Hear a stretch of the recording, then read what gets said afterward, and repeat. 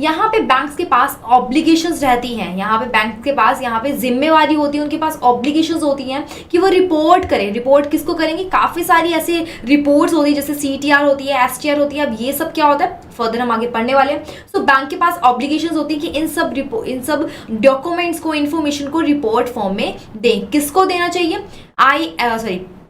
FIU यानी कि financial intelligence unit India को देना चाहिए, ठीक है। सो PMLA ने प्रिस्क्राइब किया है जितने भी बैंक्स के पास इंफॉर्मेशन आती है ट्रांजैक्शंस की, तो वो FIU इंडिया को, उनके डायरेक्टर को यहाँ पे रिपोर्ट करना चाहिए। किसके अंदर करेंगे? Section 12 subsection 1B of the PMLA, ठीक है। सो अब इस रिपोर्टिंग एंटिटी को यहाँ पे क्या बोला गया है, इसको क्या बोलते हैं? So first one is there is furnish to director within such time, जितना टाइम प्रिस्क्राइब किया गया है, यानी कि अगर बोला गया है STR के लिए इतना टाइम है तो आपने इतने टाइम के अंदर उसको रिपोर्टिंग करनी है। किसके रिलेटेड रिपोर्टिंग करनी है? ट्रांजैक्शंस के रिलेटेड, जहां पे आपको लगता है कि इसकी जो वैल्यू है, इसका जो नेचर है वो थोड़ा सा सही नहीं है, मतलब जो चीज़ प्रिस्क्राइब की गई है उससे अनयूजुअल है, तो उन सब इंफॉर्मेशंस को, उन सब ट्रांजैक्शंस को रिपोर्ट फॉर्म में किसको भेजा जाता है? Director of the FIU India, ठीक है। तो जितने भी डिटेल्स होती हैं रिपोर्ट्स की, ठीक है, वो सबमिट करवाई जाती हैं। अब कौन कौन सी ऐसी रिपोर्ट्स हैं जो कि सबमिट करवाई जाती हैं FIU को, ठीक है। So here is the first one, cash transaction reports. तो कैश ट्रांजैक्शन रिपोर्ट्स में क्या क्या होता है फर्दर हम इसको डिटेल में हम आगे पढ़ने वाले हैं। बस आपको इतना ध्यान रखना है कि इसको मंथली वाइज रिपोर्ट सबमिट करवानी पड़ती है। कब करवानी पड़ती है? Monthly wise. अब इसकी टाइमलाइन क्या है? लेट्स सपोज कि अगर आपने अगस्त की यहाँ पे अगस्त की आपने कैश ट्रांजैक्शन रिपोर्ट सबमिट करवानी है टू द FIU, तो आपने क्या करना है? सितंबर 15 से पहले रिपोर्ट सबमिट करवानी पड़ेगी, ठीक है, by the 15th of the next month की 15th डेट से पहले आपने क्या है? सबमिट करवानी पड़ेगी, ठीक है। नेक्स्ट आते हैं सस्पिशियस ट्रांजैक्शन रिपोर्ट। अब सस्पिशियस ट्रांजैक्शन रिपोर्ट कौन से होते हैं? जहां से ऐसे ट्रांजैक्शन जहां से हमें लगता है कि ये क्रिमिनल एक्टिविटी के साथ इन्वॉल्व हो सकते हैं। तो पीरियडिकली क्या बोला गया है? जैसे ही आपको, मतलब कि एज एंड व्हेन, यानी कि जैसे ही आपको पता लगता है उसके 7 दिनों के अंदर आपने रिपोर्ट सबमिट करवानी ही पड़ेगी, ठीक है। Next one is counterfeit currency report. अगर आपको पता लग जाता है कि ये जो करेंसी है, ठीक है, ये जो नोट्स हैं उनकी काउंटरफीटिंग चल रही है, उस केस में जो पीरियोडिसिटी है वो कितनी है? मंथली वाइज आपको करवानी पड़ेगी। Monthly wise in the sense जैसे हम कैश ट्रांजेक्शन को करवा देते हैं, सिमिलरली इसको भी वैसे ही सबमिट करवाना पड़ेगा। यानी कि अगर अगस्त में आपको करेंसी के बारे में पता चला है तो नेक्स्ट मंथ के 15th डेट में आपने क्या है? सबमिट करवानी ही होगी। Is that clear? Next one is non profit organisation transaction report. So अब यहाँ पे जितने भी नॉन प्रॉफिट ऑर्गेनाइजेशन यानी कि NGO जिसको बोल सकते हैं, उनकी जो ट्रांजैक्शंस होती हैं, ठीक है, अब ये सब होते क्या है वो फर्दर हम आगे पढ़ेंगे, ठीक है, डिटेल में पढ़ने वाले हैं। ऐसा मत सोचना कि मैं आपको सिर्फ इसकी मंथली वाइज ही बता रही हूँ, हम आगे फर्दर डिटेल में ही पढ़ने वाले हैं। तो जो non profit organisation transaction report है वो मंथली वाइज सेम जो हम कैश ट्रांजैक्शन रिपोर्ट के लिए करवाते थे, CCR के लिए करवाते थे, same he cross border wire transfer report and NTR के लिए भी उसी तरह से करवाएंगे। अगर आपको अगस्त में पता लगता है, या लेट्स सपोज कि अगर आपको अक्टूबर में इसकी रिपोर्ट बन जाती है, तो आपको नेक्स्ट मंथ के 15th डेट तक आपको सबमिट करवानी पड़ेगी to the FIU India. Is that clear? So next चलते हैं कि अब कौन कौन से, अगर आप डिले कर देते हो, ठीक है, अगर आप डिले कर देते हो सबमिशन करवाने में, तो कौन कौन से यहाँ पे प्रोविजंस लगते हैं। सो अंडर द PMLR यानी कि prevention of money laundering rules, rule के अंदर लिखा गया है रूल 8 सब रूल 4, वहाँ पे लिखा गया अगर एक दिन में डिले हो जाता है, रिपोर्टिंग नहीं करते हो, ठीक है, उस ट्रांजेक्शन की, तो एक सेपरेट वायलेशन हो जाता है, ठीक है, क्योंकि यहाँ पे अच्छे से मेंशन किया हुआ है कि आपने इस टाइम पे ये रिपोर्ट करवानी ही करवानी है, ठीक है। अगर आप सबमिशन नहीं करते हो या फिर जान के डिले कर देते हो या फिर रिपोर्ट्स ही इनकम्प्लीट दे देते हो, उस केस में जो FIU के डायरेक्टर हैं वो पूरी तरह से यहाँ पे पीनल एक्शन लिए जाते हैं एंड साथ के साथ मॉनेटरी पेनल्टी भी लगती है, ठीक है। सो इंटरनल मैकेनिज्म भी यहाँ पे बना के रखा हुआ है कि जो भी एंटिटीज हैं, रिपोर्टिंग एंटिटीज हैं, ठीक है, उनके लिए इंटरनल मैकेनिज्म बना के रखा हुआ है कि वो ट्रांजैक्शंस की नेचर को डिटेक्ट कर सके कि किस तरह की ट्रांजैक्शंस हैं, ठीक है। एंड मोर ओवर जो भी रेगुलेटरी गाइडलाइंस प्रोवाइड की गई है FIU की तरफ से, उसके अकॉर्डिंग ही चलना होता है। तो जब अगर बैंक के पास कोई प्रॉपर सिस्टम ही नहीं होगा, कोई प्रॉपर प्रोसीजर ही नहीं होगा, एडिक्वेट ऑर्गेनाइजेशन सेटअप ही नहीं होगा, ठीक है, तो उस केस में क्या है, पीनल एक्शन लिए जाएंगे एफआईयू की तरफ। देखो क्या होता है कि अगर बैंक यहाँ पे नजरअंदाज करते हुए सारे ट्रांजेक्शन्स को मॉनिटर नहीं करता है या फिर नजरअंदाज कर देता है ना, तो उनके पास सिस्टम ही नहीं होता कि हम किस तरह से करें, ठीक है, या तो वो बहाना लगाते हैं या बोलते हैं कि हमारे पास प्रोसीजर ही नहीं था, ठीक है। तो इस केस में जो एफआईयू है वो इनके ऊपर पेनल्टी लगा देता है, ठीक है, कि आपको इंटरनली यहाँ पे सिस्टम ऐसा होना चाहिए जिससे कि आप डिटेक्ट कर सको, ठीक है।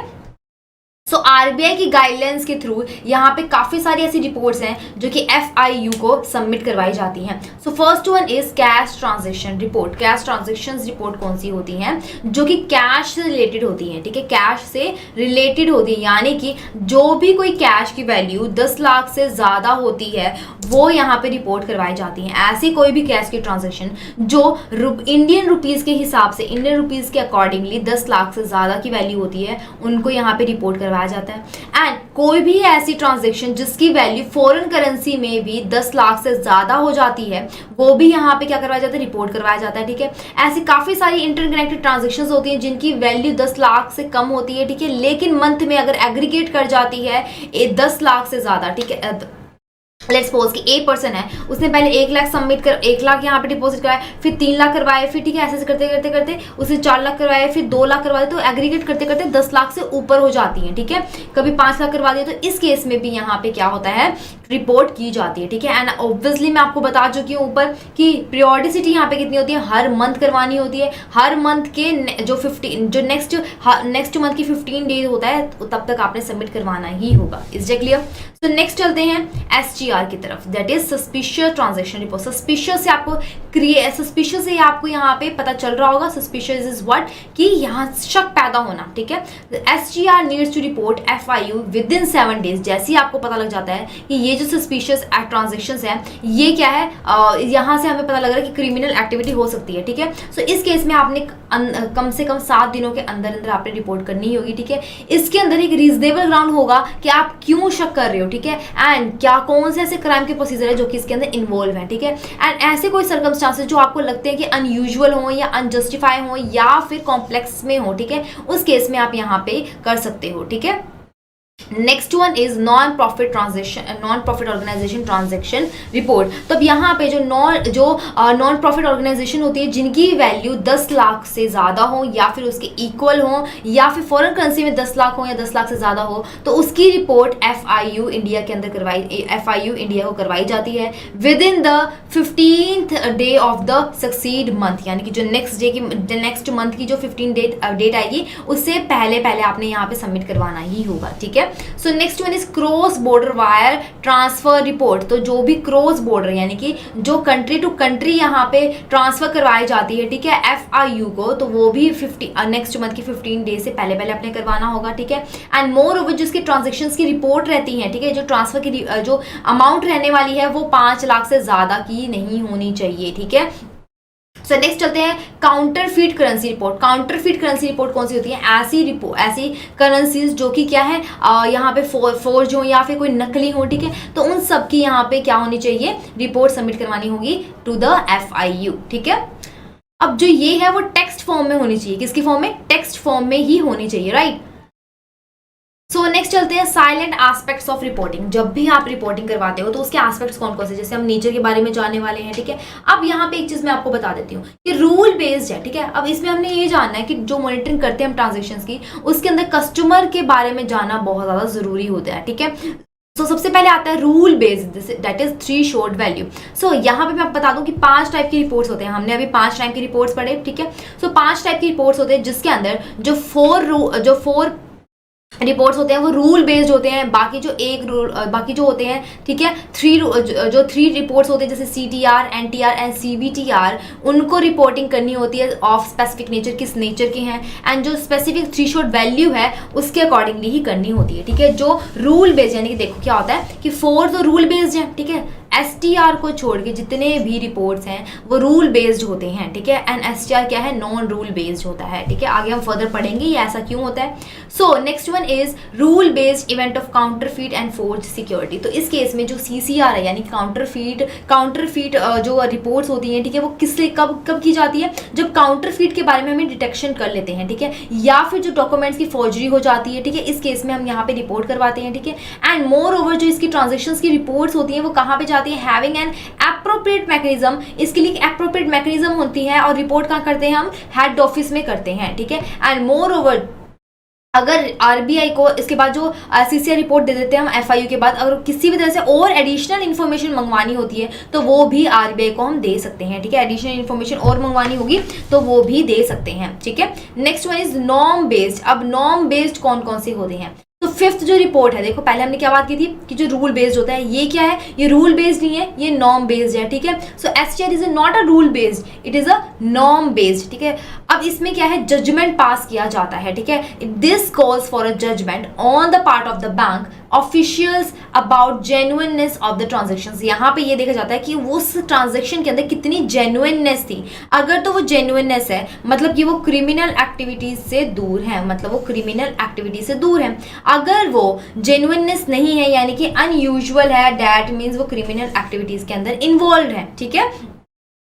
So next one is distinct utility of various reports. So as I told you कि जो 5 रिपोर्ट्स होते हैं जिसमें से 4 रिपोर्ट्स जो हैं वो रूल बेस्ड होते हैं एंड एक जो रिपोर्ट है वो नॉर्म बेस्ड होता है, ठीक है। अब यहाँ पे CTR, NTR, CBTR इनके पास लॉट ऑफ इंफॉर्मेशन होती है, ठीक है, काफ़ी ज़्यादा इंफॉर्मेशन होती है, क्या ट्रांजेक्शन रही है, किसको किसने कब दिया, ये सब यहाँ पे देखा जाता है, ठीक है। लेकिन अगर हम बात करते हैं STR के बारे में तो ये बहुत ज़्यादा इंपॉर्टेंट फाइल रहती है, ठीक है, इंपॉर्टेंट एक फंक्शन रोल प्ले करता है, ठीक है, जब भी FIU इंडिया को रिपोर्टिंग देनी होती है। क्योंकि इसके अंदर क्या होता है, यहाँ पे केसेस जो होती हैं वो यूजफुल होते हैं लॉ इन्फोर्समेंट एजेंसीज के लिए, क्योंकि इनके पास काफ़ी ज़्यादा इंफॉर्मेशन होती है जिससे कि हम उस नेचर का पता लगा सकते हैं, जिससे कि हम देखो अगर हमने यहाँ पे एक के बारे में हमें पता लग रहा है तो अगर हम इस केस को हम दोबारा से जांच पड़ताल करते हैं तो काफ़ी सारे केसेस हमारे सामने आ जाते हैं।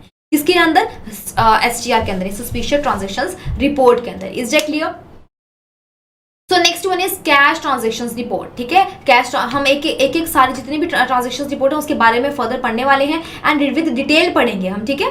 सो कैश ट्रांजैक्शन रिपोर्ट्स कौन सी होती हैं, जो कि ऐसी रिपोर्ट्स जो कि कैश के रिलेटेड होती है, यानी कि ऐसी ट्रांजैक्शंस जो कि 10 लाख से ज़्यादा की नहीं होनी चाहिए। अगर कोई भी ट्रांजैक्शन जो 10 लाख से ज़्यादा की वैल्यू रखती है तो उसको रिपोर्ट करवाया जाता है टू द FIU इंडिया को, ठीक है। अब अगर लेट्स सपोज कि कोई इंडिविजुअल एक साथ में ही अगर 10 लाख की ट्रांजेक्शन कर देता है तो भी यहाँ पे रिपोर्ट करवाई जाती है। अगर कोई भी इंडिविजुअल वो पहले 1 लाख रुपए करवाता है ट्रांजेक्शन, ठीक है, उसके बाद 2 लाख करवाता है, जिसके बाद 5 लाख, उसके बाद 7 लाख, तो ये तो क्या हो गया, ये तो एक्सीड कर गया 10 लाख से ज्यादा एक ही महीने में। तो उस केस में भी यहाँ पे रिपोर्ट करवाई जाती है, ठीक है। इंटीग्रेटेड अगर नहीं होना चाहिए, राइट। सो सबसे पहले प्रोविजन देख लेते हैं कौन कौन सा नेचर होना चाहिए। अगर ये सब क्राइटेरिया अगर वो फॉलो करता है दैट मीन्स उसकी रिपोर्ट होनी चाहिए, ठीक है। So next first one is कि दे आर इन कैश में होना चाहिए और जितनी भी ट्रांजेक्शंस हैं वो सेम नेचर की होनी चाहिए, यानी कि या तो क्रेडिट में हो या फिर डेबिट में हो।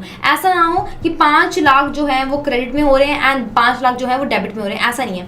या तो वो 10 के 10 लाख क्रेडिट में जा रहे हो या फिर 10 के 10 लाख डेबिट में आ रहे हो, ठीक है। सो नेक्स्ट वन इज वो जितनी भी ट्रांजेक्शंस हैं वो कैलेंडर मंथ में होनी चाहिए। ऐसा नहीं है कि अगर 15 अगस्त को हो रही है, अगर 15 अगस्त को वो ट्रांजेक्शंस हो रही हैं तो ये विदिन 15 सितंबर तक ही होनी चाहिए, ठीक है। इनके बीच में ही यहाँ पे देखा जाएगा, ऐसा नहीं है कि वो आगे देखा जाए, ठीक है। 30 अगस्त तक ही देखा जाएगा, ना कि 15 सितंबर तक, ठीक है। और जो भी उनकी सम ऑफ ट्रांजेक्शंस है वो भी 10 लाख से ज्यादा की नहीं होनी चाहिए। As I told you same ही है, जो भी इंडिविजुअल है अगर वो एक साल में 10 लाख करवा देता है तो भी रिपोर्ट होती है। अगर वो बार बार एक ही महीने में पहले वो 2 लाख करवाता है, फिर बाद में 5 लाख करवाता है, फिर 8 लाख करवा देता है, तो ये तो 10 लाख से एक्सीड कर गया, तो भी रिपोर्ट की जाती है, ठीक है। And moreover they are done by the customer acting in the same capacity. तो दोनों की सेम कैपेसिटी होनी चाहिए, ठीक है। दोनों में जो कस्टमर है दोनों में सेम कैपेसिटी होनी चाहिए and transaction done for different purposes by same customer need to be club together cash. तो यहाँ पे डिफरेंट पर्पसेस के लिए यूज किया जा रहा है एक ही कस्टमर से, तो उनको क्लब कर दिया जाता है, ठीक है।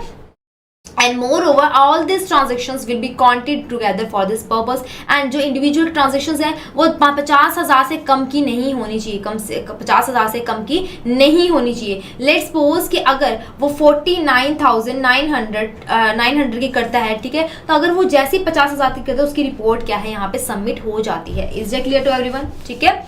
So next one is transactions between internal accounts, sorry, अब यहाँ पे इंटरनल अकाउंट्स मतलब कि जो भी ट्रांजेक्शंस होगी वो सिर्फ कस्टमर्स की रिलेटेड ही होनी चाहिए। ऐसा नहीं कि अगर वो बैंक एक दूसरे से कोई ट्रांजेक्शंस कर रहे हैं तो आप रिपोर्ट कर दो, वो कस्टमर के बीच में ट्रांजेक्शंस होनी चाहिए, ठीक है। And next one is branch wise reports, तो यहाँ पे ब्रांच वाइज रिपोर्ट्स देनी चाहिए, यानी कि STR कब जनरेट होता है, ये centrally by the banks for the branches having core banking system, जो भी ब्रांचेस के पास कोर बैंकिंग सिस्टम्स हैं उनके अंदर यहाँ पे रिपोर्ट भेज जाती है। एंड जो भी CTR है उनकी कॉपी हर महीने किसको भेजी जाएगी, येस ब्रांच के प्रोडक्शन को, यानी ऑडिटर्स को या फिर इंस्पेक्टर्स को भेजी जाती है, ठीक है।